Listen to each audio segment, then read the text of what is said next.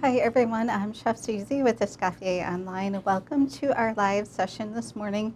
Today we're going to be making a pretty simple cookie. It's a chocolate crinkle cookie. And these are these pretty cookies that you've seen where you can see the chocolate under the white crinkling effect. And what's nice about this cookie is it's great for this time of year. Perfect for any time of year, but you can do a lot of variations on different flavors with these. Today I'm just going to be making a basic chocolate. What we're going to do is we're going to make a real simple cookie dough. I chose this dough. It just has some sugar, some cocoa powder, flour, baking powder, a little bit of oil, and some eggs and vanilla and salt.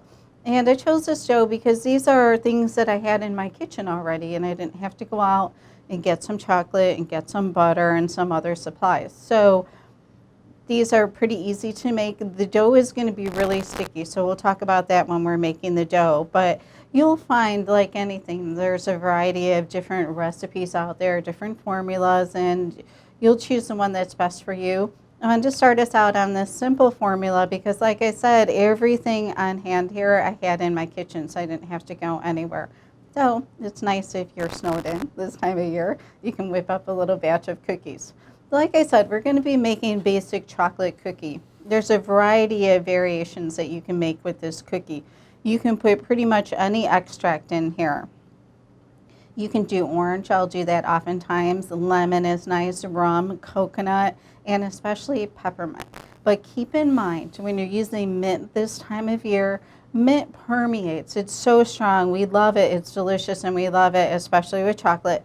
But it permeates into everything around it. So if you're making this cookie with maybe a batch of holiday cookies, you're going to want to keep this one separate. Maybe keep it in its own container. Otherwise, everything in that container is going to taste like mint eventually. Same thing with storing the dough in your refrigerator. Wrap it up really good because it just really, it permeates into everything. If you don't wrap it, you'll be able to smell it as soon as you open the refrigerator. That's a little tip on mint. And for the powdered sugar on the outside, we'll talk about some different things that we can do with that. But let's go ahead and get started on our mixture. So we're just going to be mixing some cocoa powder. I just have a natural cocoa powder. This is what I had. And some granulated sugar, and there is a lot of sugar in this recipe. Okay, so we're just going to be mixing this together with the oil, just using some regular salad oil that I had on hand in the kitchen. Okay, so this is gonna look like tar. It's gonna look soft, but you're gonna refrigerate it. And please let me know if you have any questions. Once this is incorporated, we're going to add the eggs, and then we're going to add the flour, the leavener, and the salt. Okay. This dough in particular, I like to use my whisk on this because it's not a real stiff dough. Typically, I know I say all the time with cookies to use your paddle, but this one seems to work well with my whisk. So I'm just adding a little bit of egg at a time, kind of give it a chance to catch up. So like I said, you're going to see it's going to look pretty tarry. And I think the first time that I made this, I was thinking, how is this going to make a cookie? Because there is no butter in here to set in the refrigerator, but this will set in the refrigerator.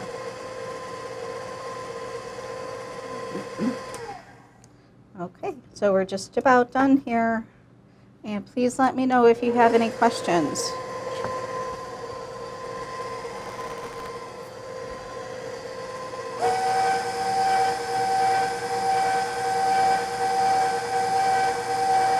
Okay, it's looking pretty soft, but that's okay. It's going to be just fine.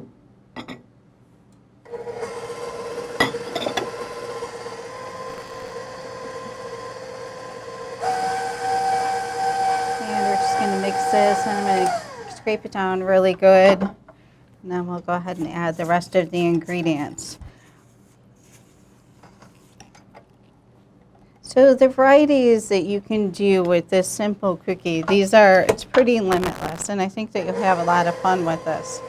Okay, so this is a good time to add the vanilla or any flavoring that you have, any extract. I recommend not adding,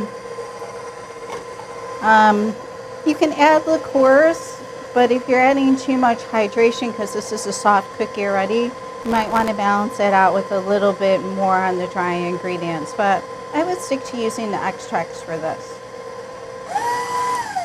Okay, so now I have a blend of my all-purpose flour and my baking powder and my salt in here.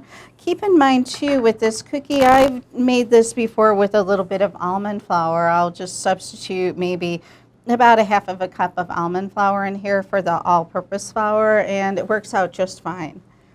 Okay, so we're just adding our dry ingredients, and as you can see, this is a super simple cookie to make.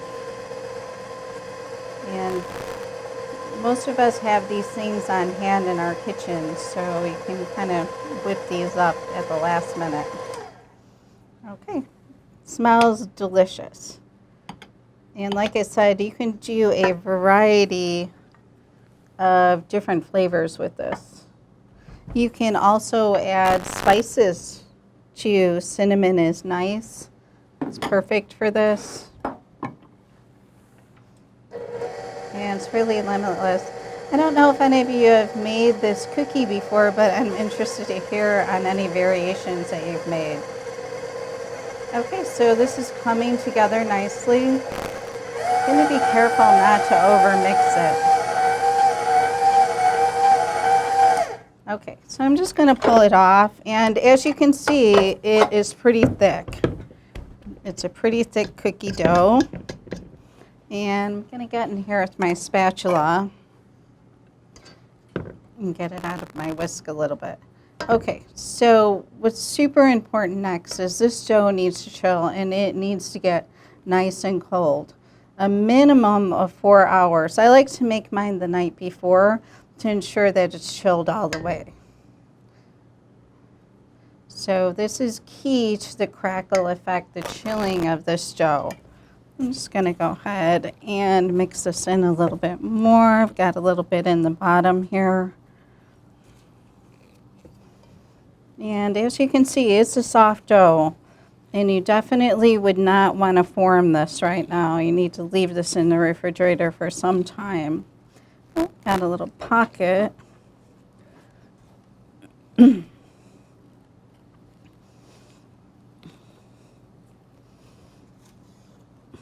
Okay.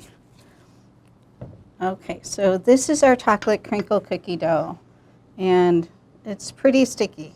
So a minimum of 4 hours. I highly recommend chilling this overnight. And then that will ensure that it's nice and cold, especially if you're in a warmer climate. You may want to use the freezer when you're scooping these as well.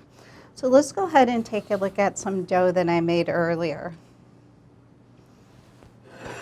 Okay, so this dough has been in the refrigerator overnight. And as you can see, it's much different. You can pick it up, you can roll it. That's exactly how you want this to be. So let's go ahead and scoop some of these out. Okay, so for this cookie, I recommend using about a tablespoon size. So I've got a scoop here, and I'm just scooping these level. You can make these larger if you want, but this is the size that I found that works best for me. It's just about a tablespoon size.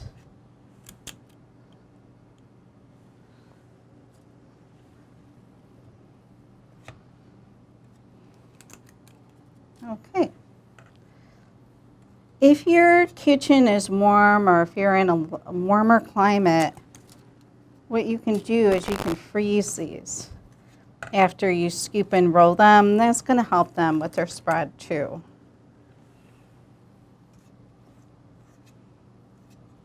Okay, we've got a couple of nice cookies here. All right, let's go ahead and set this aside. And for these cookies, I'll usually wear my gloves. It seems to help with the warming a little bit. So what we're going to do next is we're going to roll them, and we're going to roll them in powdered sugar, and then they get baked. So they're pretty simple to make. And then we'll go ahead and take a look at some that I baked earlier. Okay, so you're going to want to make sure that you're coating this really good with powdered sugar.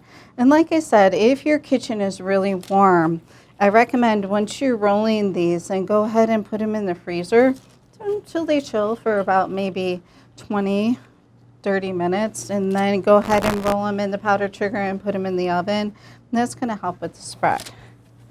And I'm going to be putting them on the tray kind of just as they are round. I'm not pressing them down at all. And I like to coat these really good in the powdered sugar. So I'm just really gently rolling them around. And you want that nice coating of powdered sugar because that's where you're going to get that crackle effect. And keep in mind, this powdered sugar, you can flavor this as well with some cinnamon sugar. You can pulse this in a blender with some teas. Or Earl Grey tea is nice, chai tea is nice, or even some spices such as lavender. You can add some nice flavors to your powdered sugar as well. Okay, so these are perfect. They have a nice coating. When it comes to crackle cookies, what I say is more powdered sugar, the better. So I just kind of leave it on there. I'm doing the staggering effect. These are not going to spread a real lot. But you don't want to press them down. Just bake them just like this. And you're going to be baking these at 350 degrees for about 12 to 14 minutes. I baked mine for about 13 minutes at this size, and they were absolutely perfect. So you're going to go in the oven just like this. Keep in mind, like I mentioned, if your kitchen is warm, you're going to want to freeze these before you roll them in the powdered sugar. Make sure you're getting a nice coating on them. Okay, so let's go ahead and take a look at the cookies that I made earlier. So this is the classic crackle cookie. This is exactly how it should look. It's nice and puffy, and it's got some nice cracks to it. I try not to handle these too much because I want them to keep that prettiness to them. So I'll just be careful when I'm putting them on my plate. You want to be careful too, not moving these too soon when they come out of the oven because it's a little bit of a softer cookie. And also be careful how you're stacking these as well. You don't want to mess up your crackle effect. As you can see, the powdered sugar is on here pretty good, but if you start stacking these, you can really mess that up a little bit. So I'll pick one up and show you, kind of hold it upside down a little bit. Okay. So as you can see, it's not just sitting on here, it's really adhered to the top. But just be careful how you're handling these because you spent a lot of time making them really pretty, so you want to keep them that way. So this is our classic chocolate crackle cookie. Have fun with this. Do some different variations. I recommend cinnamon, and I also like orange and almond as well. And thank you, and we have a question before we go. Just to confirm, so the crinkle part of the name is because they kind of crack in the oven? Mm-hmm. We had a question on the name of the cookie. So the crinkle or the crackle cookie, it's because of the appearance of the cookie. And the powdered sugar too, it gives it a nice crunchy top as well. So you're going to love these. So enjoy the cookies, and we'll see you next time. Goodbye.